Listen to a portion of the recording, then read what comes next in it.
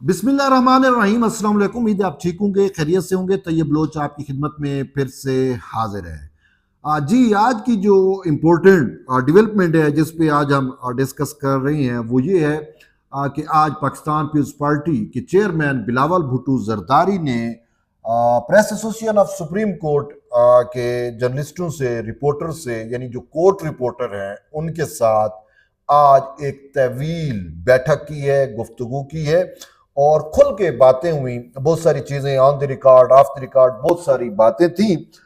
तो बात यह है कि जिस तरीके से इस टाइम पाकिस्तान के कौमी मंजरनामे पे चेयरमैन पीपल्स पार्टी बिलावल भुट्टो जरदारी छाए हुए हैं और खसूसी तौर के ऊपर वो लीड कर रहे हैं इस कॉन्स्टिट्यूशनल अमेंडमेंट के मैटर को, खासकर आईनी अदालत, वफाकी आईनी अदालत के हवाले से कि वो जिस तरीके से तमाम पॉलिटिकल स्टेक होल्डर, तमाम legal fraternity, lawyers, bar association, इन सब के साथ और हत्ता के अवाम के साथ भी जो है वो इंटरेक्शन किए कर रहे हैं through mainstream media, through social media, through debates, through dialogue, through discussions.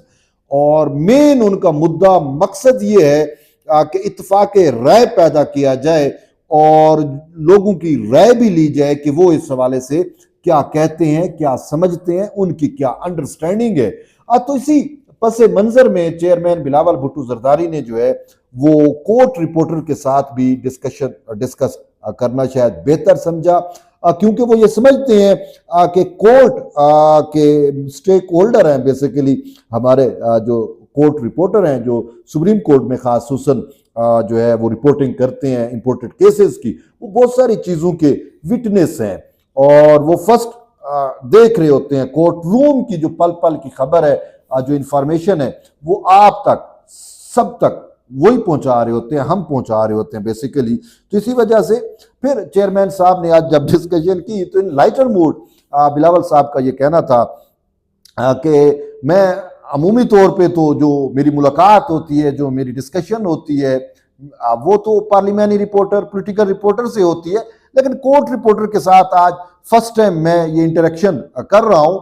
और इसका मुद्दा और इसका मकसद ये है कि उन्होंने कहा कि आजकल सियासत चूंकि इस कोर्ट से हो रही है, और ये बात बिलावल साहब की ये हवा में बात नहीं है, ये तो कितने दिनों से हम, कितने अरसे से हम कह रहे हैं कि भाई असल सियासत तो ये जज कर रही है, पार्लियामान को हैंग किया हुआ है। और जब भी पार्लियामान जो है वो आइन साजी करने जा रही होती है, कुछ करना चाह रही होती है, उस टाइम ये कभी तो उनसे 2/3 खींच लेते हैं। जब मुजवजा तरमीम पेश होने लगती है उस टाइम वजाहती आर्डर जारी कर देते हैं, 63A को रिराइट कर दिया। ये सारी चीजें आपके सामने है। तो बिलावल ने बिल्कुल ये बात जो है वो दुरुस्त की है। और इस हवाले से एक बात जो सबसे अहम है वो ये है कि चेयरमैन बिलावल भुट्टो जरदारी की आज जितनी भी डिबेट रही, डिस्कशन रही, एक तो यह है कि उन्होंने मुझे और हमारे जितने कोर्ट रिपोर्टर्स हैं उनको खसूसी तौर पर मुतासर किया। हमारे कोर्ट रिपोर्टर्स ये मानने पे मजबूर हो गए कि यार बिलावल भुट्टो जरदारी की इतनी अंडरस्टैंडिंग है लीगल मैटर्स पे। बात ये है कि जो जिसके खून के अंदर जो है वो सियासत है और पार्लिमानी सियासत है, जमहूरियत है और आइन साजी है।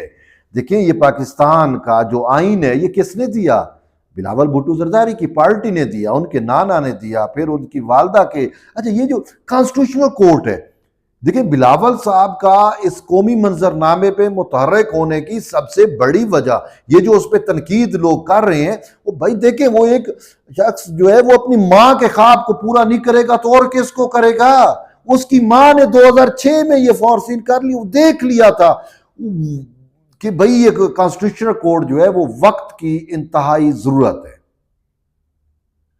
उन्होंने ये चीजें देख ली थी, लेकिन अफसोस हमें इस चीज पे होता है कि इतना वक्त गुजरने के बावजूद जो है वो हम इसको अमली जामा जो है वो नहीं पहना सके। और आज यही जब चेयरमैन बिलावल भुट्टो जरदारी से सवाल हुआ तो उन्होंने यही कहा कि हम ऑलरेडी बहुत ताखीर कर चुके हैं। हमारे एक दोस्त ने उनसे ये सवाल जरूर पूछा कि चेयरमैन साहब ये टाइमिंग, उन्होंने कहा टाइमिंग की बात करते हो, 2006 से हम इस पे अटेम्प्ट कर रहे हैं, हम स्टेक होल्डर में मुशावरत इत्तफाक रहे थे, 2006 में हो चुका था।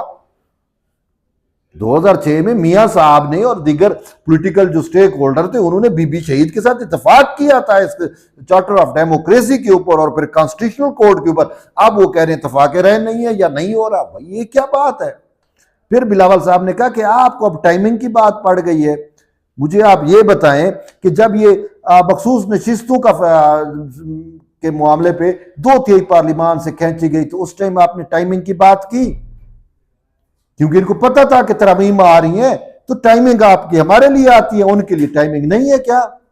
फिर उन्होंने कहा कि जब 14 सितंबर को पार्लिमान इन सेशन था और इजलास होना था, उसमें डिबेट्स हो रही थी, पार्लियामानी पार्टियां डिस्कशन कर रही थी, मुजवजा तरमीम पेश होनी थी, छुट्टी वाले दिन इन्होंने जो 8 जजेस का वो वजाती आर्डर जारी हो गया, वो क्या था, क्या उसकी टाइमिंग पे आपने बात की है।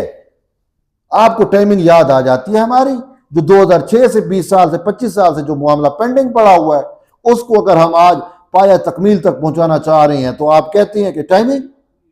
फिर बिलावल साहब ने बड़ी बात की, उन्होंने कहा देखें जो असल बात है वो ये है कि भाई 25 अक्टूबर से पहले अगर ये हो गई तो पीसफुली हो जाएगा और हम यही चाहते हैं, क्योंकि भाई जज अभी कॉन्स्टिट्यूशनलिस्ट बैठा हुआ है, सिंपल सी बात है। ये मैं जो बिलावल का कहने का मकसद भी यही था, मैं उसको अपने अल्फाज में बयान कर रहा हूं कि काजी फैजी साहब वो जज हैं जो पार्लिमान प्रो पार्लिमान है, जो पार्लिमान की बालादस्ती पे, आइन की बालादस्ती पे, आइन की हुक्मरानी पे, कानून की पासदारी पे यकीन रखते हैं।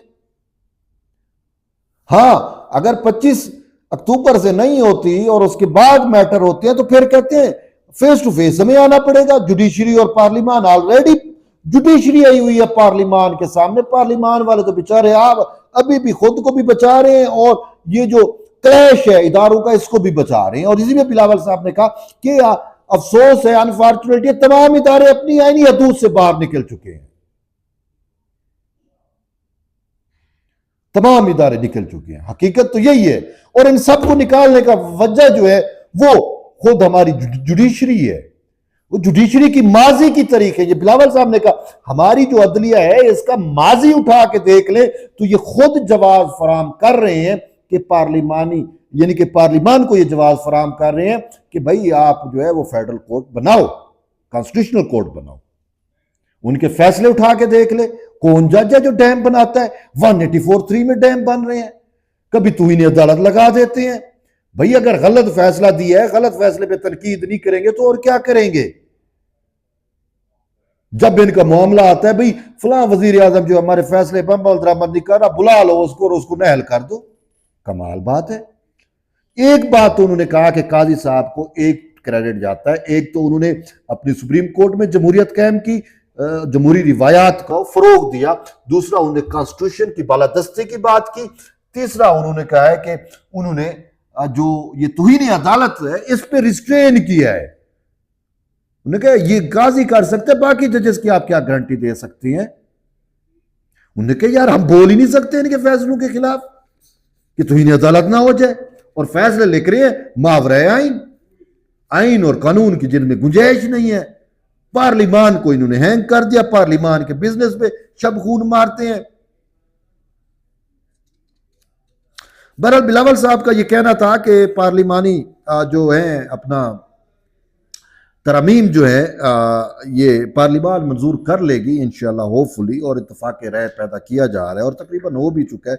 मौलाना साहब से मुतल्लिक एक सवाल हुआ तो उन्होंने कहा मौलाना साहब को इतना इशू नहीं है, मौलाना साहब तकरीबन उनको मनाना मसला नहीं है, और मौलाना साहब तो कॉन्स्टिट्यूशनल कोर्ट पे एग्री हैं। लेकिन बिलावल साहब के बकौल चेयरमैन साहब कहते हैं कि मैं जो मांग रहा हूं ना, मैं वफाक में आईनी अदालत के साथ साथ मैं सूबू में भी आईनी अदालत मांग रहा हूं।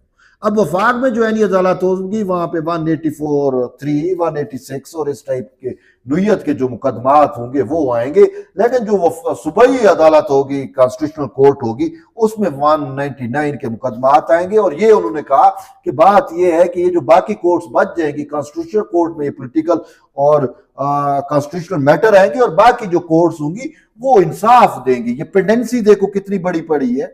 लेकिन ये और बात है, काजी साहब के दौर में पेंडेंसी कम जरूर हुई लेकिन बढ़ तो रही है, मतलब उन्होंने कोशिश की पेंडेंसी को कंट्रोल करने की, लेकिन पेंडेंसी बढ़ तो रही है। वैसे बिलावल साहब की ये बात कि इस टाइम 60,000 मुकदमा जेर अल्तवा है और इससे भी ऊपर अगर चले जाए तो 24 लाख मुकदमा ऑल ओवर द पाकिस्तान जो है वो लोअर जुडिशरी से लेकर अपर जुडिशरी तक ये पेंडिंग पड़े हैं। ये 24 लाख और ये सारे लोग इंसाफ की राह तक रहे हैं और इन्होंने केस सुनना है तो जो है वो इमरान खान की सहूलतकारी के, और तो इनको टाइम ही नहीं है। 63A से मुतल्लिक उन्होंने कहा कि देखिए अवाम को वोट देने का हक है, सबको वोट देने का हक है, ये कैसे कह सकते हैं मैंने वोट नहीं दे सकता या उसका वोट शुमार नहीं होगा। उन्होंने कहा ये 63A हम पार्लियामान वो हम आइन में लेके आए, लेकिन मकसद ये था कि उसमें वोट से नहीं रोका गया था। ये नहीं था कि वोट शुमार नहीं होगा, ये था कि वोट शुमार होगा, लेकिन उसकी जो नतीजा था वो ये था कि उसको दोबारा जिमनी इलेक्शन में जाना पड़ेगा और वो जो है अवाम से उसको रुजू करना पड़ेगा अगर पार्टी पॉलिसी के खिलाफ जाता है। तो उन्होंने कहा कि जब हम ये 63A लेके आ रहे थे तो उस टाइम उन्होंने कहा मीडिया उठा के देख ले, पीपल्स पार्टी के खिलाफ प्रोपेगेंडा किया गया कि ये जो है ये MNA को जो है वो पार्टियों का गुलाम बना रही है। भाई उस टाइम ये था। अब अगर हम, अजीब बात है, MNA को जो है वोट के इस्तेकाक से रोक रही है कि उसका वोट ही शुमार नहीं होगा। तो बहरहाल का वोट शुमार होगा, भाई पार्टी के टिकट से जीत के आता है और पार्टी के उस टिकट के खिलाफ अगर या वो पार्टी पुलिस के खिलाफ जाएगा तो फिर भाई इलेक्शन में जाए, अपने अवाम से दोबारा वोट लेके, अवाम ने मैंडेट दिया तो फिर पार्लियामान में आ जाए। ये कौन सी बड़ी बात, उन्होंने यही चीज हमने लिखी, लेकिन अब ये कहते हैं कि वोट ही शुमार नहीं होगा। ये कौन होते हैं फैसला करने वाले? इनका विजडम ही नहीं है। सिंपल सी बात है, पार्लियामान का कलेक्टिव विजडम होता है। हकीकत है ये। चेयरमैन साहब ने आज बड़ी बातें की हैं और आईना दिखाया है बाकी, और ये भी कि उनसे एक सवाल हुआ कि खान साहब के ट्रायल के बारे में, अगर मिलिट्री ट्रायल, मैंने कहा मिलिट्री ट्रायल, अच्छा मिलिट्री ट्रायल होगा तो देखेंगे, पहले शवाहद तो आए ना कि मिलिट्री ट्रायल किस बुनियाद पे हो रहा है, कौन सी चीजें हैं, कौन से एविडेंसेस हैं। अगर एविडेंसेस सामने आएंगे तो उसके बाद देखेंगे कि क्या करना है, क्या होता है, होगा क्या सीन है। हमें भाई मैं क्या स्टेटमेंट दूं, उसकी बात बड़ी लॉजिकल रीजनेबल है कि भाई एविडेंस आएंगे तो फिर चीज़ें सामने होंगी ना। फिर एक उन्होंने ये बात की कि एक चीज़ तो है ना, उसका तो फिर पार्डन तो हमारे पास है, सदर जरदारी के पास है, सिंपल सी बात है। उन्होंने बड़ी बात कर दी।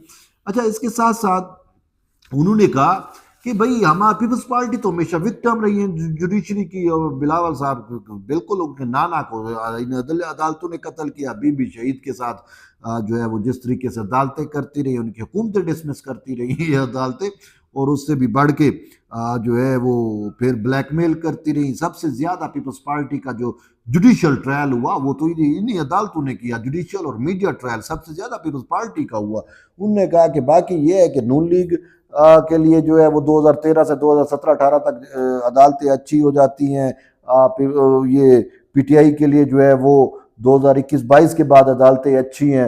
लेकिन उन्होंने कहा हमारे लिए तो हम तो नहीं कह सकते अदालतें अच्छी है। बात यह है सबसे ज्यादा एहतसाब तो हमारा हुआ, सबसे ज्यादा तो हमें इन्होंने रगड़े लगाए, हमारे इन्होंने जुडिशियल मर्डर कर दिए हैं, लीडरों को कत्ल कर दिया इन्हीं अदालतों ने, और इंसाफ भी नहीं दिया। अब 187 लगाते हैं तो बस एक मखसूस जमात के लिए, इंसाफ सिर्फ एक मखसूस जमात के लिए। तो बहरहाल बिलावल भुट्टो जरदारी साहब जो है वो इस टाइम फ्रंट पे लीड कर रहे हैं। इस टाइम पूरे पार्लियामान इसके हवाले से जो पार्लियामान की बालादस्ती के लिए और आईनी अदालतों के क़याम के लिए, जजेस की अपॉइंटमेंट के तरीक़ेकार, यानी जुडिशियल रिफॉर्म्स का जो मेन लीडिंग रोल है वो चेयरमैन साहब का है, और हमारी दुआ है कि अल्लाह उन्हें कामयाब करे। बहरहाल और भी बहुत सारी बातें हैं, तो वक्त की कमी की वजह से इसी पे इक्तफा कर रहे हैं, लेकिन मज़ीद इंशाल्लाह हम चेयरमैन साहब की जो चीज़ें होंगी वो आपसे हम डिस्कस करते रहेंगे, और आउटपुट जो है वो हम आपको देंगे। आउटपुट तो आपने देना है, हम इंशाल्लाह आपको इनपुट देंगे कि मज़ीद क्या क्या चेयरमैन साहब कर रहे हैं, कह रहे हैं, क्योंकि आजकल तो कौमी मंजरनामे पे वही छाए हुए हैं, वही जो है वो तमाम स्टेक होल्डर से और सारा कुछ है। और क्योंकि क्यों ना करें, उनकी अम्मा का ख्वाब था 2006 में, और उन्होंने ये चीज़ों को वो किया, तो आप साहब ज़रा बेटा जो है उसकी सबसे बड़ी ख्वाहिश यही होती है कि मेरी माँ के जो ख्वाब अधूरे रह गए हैं मैं उनको पूरा करूं। और इंशाल्लाह हमारी दुआ है कि इस नेक काम में इस पाकिस्तान के लिए, अवाम के लिए वो अच्छा सोच रहे हैं, पाकिस्तान की अदालती निज़ाम के लिए वो अच्छा सोच रहे हैं, पार्लिमान की बालादस्ती के लिए वो सोच रहे हैं, आइन की हुक्मरानी के लिए वो सोच रहे हैं। इंशाअल्लाह इस नेक मकसद के न सिर्फ तमाम पाकिस्तान के पोलिटिकल स्टेक होल्डर, न सिर्फ वकला, न सिर्फ जर्नलिस्ट, बल्कि पूरी आवाम इंशाअल्लाह उनकी हम नवा होगी और अल्लाह उनको कामयाबी और कामरानी देगा। एट द एंड यही है कि जुड़े रहिए तैयब बलोच के साथ। मिलते हैं एक नई वीडियो, तब तक इजाज़त दें। अल्लाह हाफ़िज़।